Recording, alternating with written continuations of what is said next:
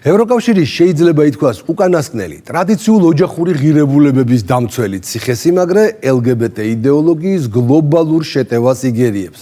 უნგრეთის მთავრობის მკაცრი აკრძალვის მიუხედავად 21 ივნისს სექსუალური უმცირესობის ათასობით წარმომადგენელმა არალეგალურ გეი პრაიდში და გარყვნილების მარშში მიიღო მონაწილეობა. რითაც არაფორმალურმა ოლიგარქიულმა მმართველობამ, იგივე Deep State-მა, ფსევდოლიბერალური ბრუსელის ხელით კონსერვატიულ და ეროვნულ ბუდაპეშტს პრაქტიკულად ღიად სოდომიტური ომი გამოუცხადა. აკრძალული პრაიდის მონაწილეები გარყვნილი მარშის დაწყებისთანავე ცდილობდნენ დედაქალაქის ცენტრის დაკავებას, რასაც სამართალდამცველებთან შეტაკებები მოჰყვა. უნდა ითქვას, რომ უნგრეთის მთავრობა გამოწვევა საკმაოდ მობილიზებული დახვდა. საქმეში ჩაერთო პოლიცია, ჯავშან ტექნიკა და წყლის ჭავლი. შედეგად 150 პრაიდ აქტივისტი მოხვდა იზოლატორში. დაიწერა 25-დან 50,000 ევრომდე ჯარიმები. 3 ორგანიზატორის წინააღმდეგ კი სისხლის სამართლის საქმე აღიძრა კრიმინალის ბრალდებით. სასჯელი 3 წლიან პატიმრობას ითვალისწინებს. პრაიდის რიგით მონაწილეებს კი რეალური სანქციები ელით ჯარიმები, საჯარო სამსახურიდან გათავისუფლება და ასე შემდეგ. ევროკომისია ამას დემოკრატიის დარღვევას უწოდებს. ვიქტორ ორბანი კი ეროვნული თვითმყოფადობისათვის ბრძოლას. აი ვინ რომელ მხარეს დადგება, ყველამ ინდივიდუალურად გადაწყვიტოს. და მაინც რატომ გადაიქცა პატარა უნგრეთი მთელი ფსევდოლიბერალური დასავლეთის მტრად? პასუხი მარტივია. ორბანმა გაბედა ის, რაც სხვა ევროპელმა ლიდერებმა ვერ გაბედეს.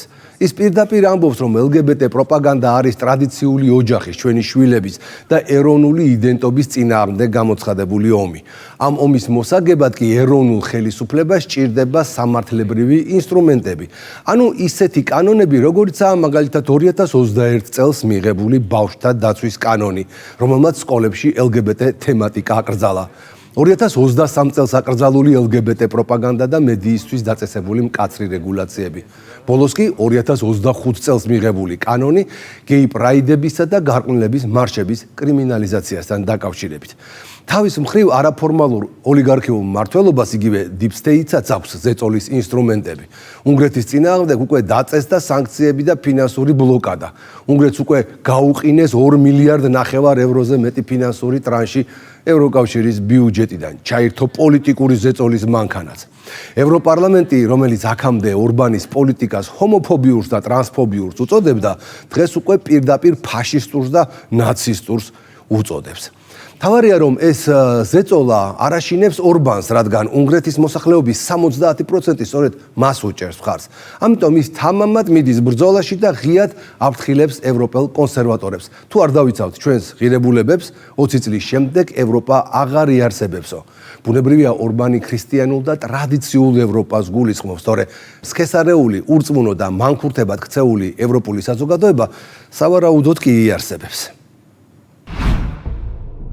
2025 წლის ბუდაპეშტში, ევროპის გულში, იქ სადაც საუკუნეთა განმავლობაში სულიერება, პატრიოტიზმი და ტრადიციული ოჯახი ერთიანდებოდა, კიდევ ერთხელ გამოიკვეთა ერთგვარი ტოლერანტობის შემცველი ფასადი, რომელიც ფსევდოლიბერალური იმპერიალიზმის ჭეშმარიტ სახეს მალავს. როგორც კი უნგრეთის დედაქალაქის ქუჩებში დასავლეთიდან ორგანიზებული პრაიდის მსვლელობა დაიწყო, მთელი თავისი პროვოკაციული სიმბოლიკით, გაშიშვლებული იდეოლოგიითა და მიზანმიმართული დეზინფორმაციით, აშკარა გახდა, რომ საქმე გვაქვს არა უბრალოდ გაუკუღმართებული ცხოვრების მქონე მოქალაქეების შეკრებასთან, არამედ ღრმად კოორდინირებულ გეოპოლიტიკურ აქციასთან, რომელსაც არაფორმალური ოლიგარქიული მმართველობა, იგივე Deep State-ი უწევს კოორდინაციას. უნგრეთის წინააღმდეგ მიმდინარე კამპანია კიდევ უფრო გამძაფრდა მას შემდეგ, რაც 2025 წლის მარტში უნგრეთის პარლამენტმა მხარი დაუჭირა კანონპროექტს, რომელიც პრაქტიკულად კრძალავს LGBT თემის საჯარო ღონისძიებებს, მათ შორის ბუდაპეშტის პრაიდს. ეს რეგულაციები ითვალისწინებს ჯარიმებსა და პატიმრობას როგორც ორგანიზატორების, ისე მონაწილეების მიმართ, ხოლო პოლიციას ანიჭებს უფლებას სახის ამოცნობის ტექნოლოგიით მოახდინოს მათი იდენტიფიცირება. ამ კანონის მთავარი მიზანი ბავშვებისა და ახალგაზრდების დაცვა იმ ზეგავლენისგან, რომელსაც LGBT იდეოლოგია ახდენს საზოგადოებრივ ცხოვრებაზე და ღირებულებით სისტემაზე. ზეგავლენა, რომელიც რეალურად არაფორმალური ოლიგარქიული მმართველობის, იგივე Deep State-ის მიერ არის მართული და გავრცელებული.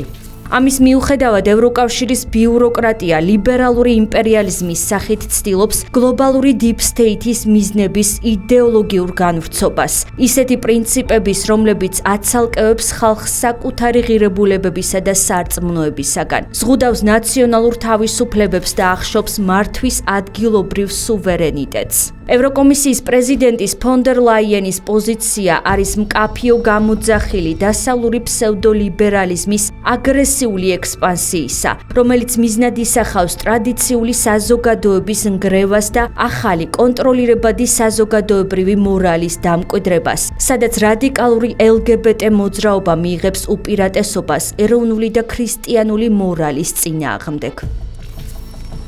მოვუწოდებ უნგრეთის ხელისუფლებას ბუდაპეშტში პრაიდის ღონისძიების ჩატარების ნებართვა მისცენ.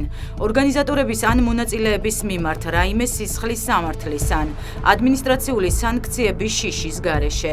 LGBTQ+ თემის უნგრეთსა და მის ფარგლებს გარეთ უცხადებ. მე ყოველთვის თქვენი მოკავშირე ვიქნები. ეს არ არის მხოლოდ სიტყვები, ეს არის ღია ომი უნგრეთის ღირებულებებზე და მის ისტორიულ იდენტობაზე, პირდაპირ შეტევა სუვერენიტეტზე და თავისუფლებაზე. თუმცა უნგრეთის ხელისუფლება არ ემორჩილება ამ იდეოლოგიურ ზეწოლას და მიიჩნევს, რომ პრაიდის მსგავსი ღონისძიებები არ შეესაბამება ქვეყნის ქრისტიანულ ფასეულობებსა და ოჯახურ მორალს. ამიტომაც კანონის არსი არ არის სიძულვილის სახალისება, არამედ საზოგადოებრივი წესრიგისა და ტრადიციული ღირებულებების დაცვა. უნგრეთის პრემიერ-მინისტრმა პირდაპირ თქვა, რომ ბუდაპეშტის პრაიდის მსვლელობის ორგანიზებას ან მასში მონაწილეობას სამართლებრივი შედეგები მოჰყვებოდა. ვიქტორ ორბანმა განმარტა, რომ კანონის არ დაცვის შემთხვევაში სამართლებრივი შედეგები ყველამ უნდა გაითვალისწინოს. ჩვენ ზრდასრულები ვართ და ვურჩევ ყველამ გადაწყვიტოს რა სურთ. დაიცავით კანონი. ეს არის ის, რასაც მე ვაკეთებ და ეს არის ის, რასაც მე მათაც ვურჩევ. თუ არ დაიცავთ, მაშინ უნდა გაითვალისწინოთ წერილობითი, მკაფიო სამართლებრივი შედეგები. რა თქმა უნდა, პოლიციას შეუძლია ასეთი ღონისძიებების დაშლა, რადგან ამის გაკეთების უფლება აქვთ. თუმცა ბოლოს და ბოლოს უნგრეთი ცივილიზებული ქვეყანაა. ჩვეულებრივ ჩვენ ერთმანეთს ზიანს არ ვაყენებთ. ხელისუფლება ამ მიზნისთვის არ არსებობს.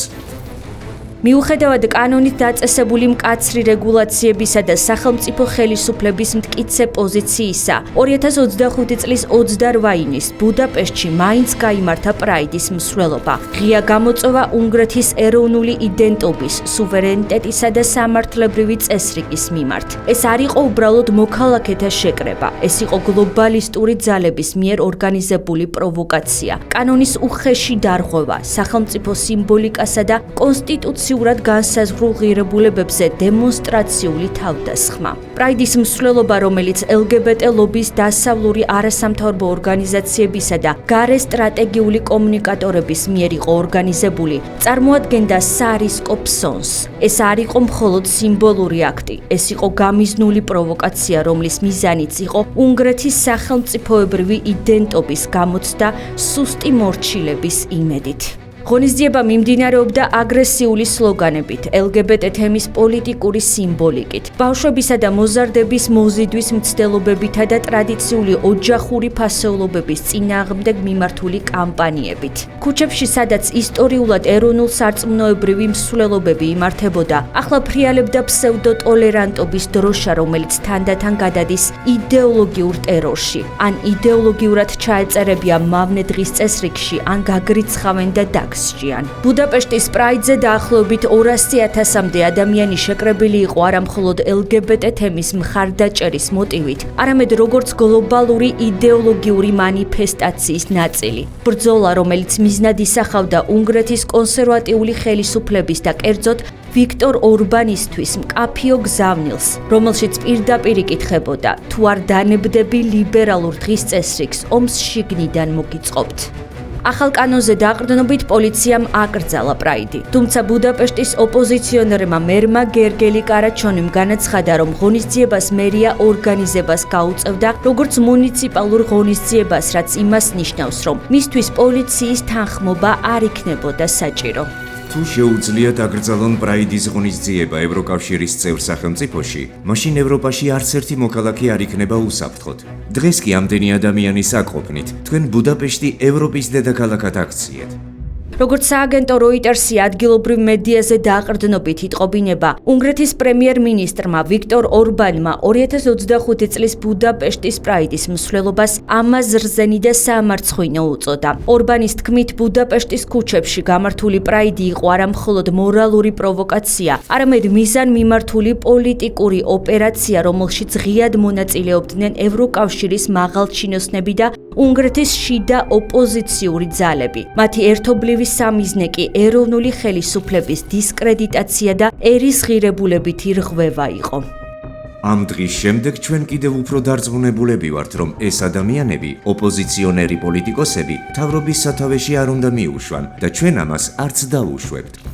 ორბანის განცხადება არ არის მხოლოდ პოლიტიკური რეაქცია, ეს არის პირდაპირი გამოწვევა გლობალისტური ძალებისთვის, რომლებიც ტოლერანტობის ნიღბით ახორციელებენ კულტურულ ინტერვენციებს, ანგრევენ საზოგადოებრივ წესრიგს და მიზანმიმართულად ცდილობენ ეროვნული იდენტობების დაშლა-გადაფასებას. ეს შემთხვევა ნათლად წარმოაჩენს თუ როგორ იქცნენ პრაიდის მსგავსი ღონისძიებები იდეოლოგიური ომის იარაღად, ბრძოლად, სადაც LGBT აქტივიზმის წინა ხაზზე მყოფი სტრუქტურები უპირისპირდებიან ეროვნულ სუვერენიტეტს, ტრადიციულ მორალსა და ხალხთა თავისუფალ არჩევას.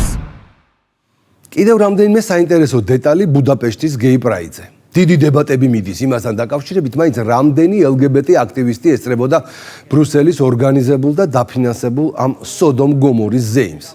მონაწილეებს რომ ვკითხოთ 200,000 იყვნენ. ორგანიზატორები ამბობენ რომ 50,000 ვიყავითო. არსებობს კიდევ Google-ის რუკა, გეოლოკაცია და GPS-ი. ხო და მათი მონაცემებით ვორიშმარტის მოედანი, რომელზეც პრაიდი მოეწყო, მაქსიმუმ 15,000 ადამიანს იტევს. სააგენტო Reuters-ის ცნობით შეკრებილთა რაოდენობა 9,000 არ აღემატებოდა. ბუდაპეშტის პოლიციამ კი მხოლოდ 6-7,000 ადამიანი დაადასტურა, რომელთა 60% უცხოელი გეი აქტივისტები იყვნენ გერმანიიდან, ნიდერლანდებიდან და შვედეთიდან. ასეა, სიმართლე ყოველთვის დეტალებში იმალება. დანარჩენი კი მხოლოდ PR ტექნოლოგიებია. კვირაში 4 ყოველ საღამოს 10 საათზე ყურადღებით დააკვირდით ლიბერალიზმის ანატომიას. საქართველოში LGBT გარყვნილების წინააღმდეგ უმნიშვნელოვანესი სამართლებრივი რეგულაციები წელიწადია მიღებული გვაქვს. მაგრამ უნგრეთის მაგალითი გვაჩვენებს, რომ ბრძოლა არაფორმალურ ოლიგარქიულ მმართველობასთან, ანუ deep state-თან და ფსევდოლიბერალურ იდეოლოგიასთან კანონების მიღებით სულაც არ მთავრდება. პირიქით, deep state, LGBT ლობისტები და დასავლური მედია ყოველ წელს ახალ-ახალ შეტევაზე გადმოვლენ. ახალ-ახალ ანტიქართულ რეზოლუციებს მიიღებენ და სავარაუდოდ ახალ-ახალ შანტაჟის ინსტრუმენტებსაც აამოქმედებენ. ყოველივე ამისთვის უნდა ვიყოთ მზად და უნდა ვიცოდეთ, რომ მხოლოდ იმ შემთხვევაში გავიმარჯვებთ, თუ მთელი ერი გავაცნობიერებთ, რომ ეს არაა ბრძოლა მხოლოდ აწმყოსთვის. ეს გაცილებით მეტია. ესაა ომი ჩვენი შვილების ხვალინდელი დღისთვის, ანუ ჩვენი ქვეყნის მომავლისთვის. ფაქტობრივად მისი ყოფნა არ ყოფნისთვის. დროებით.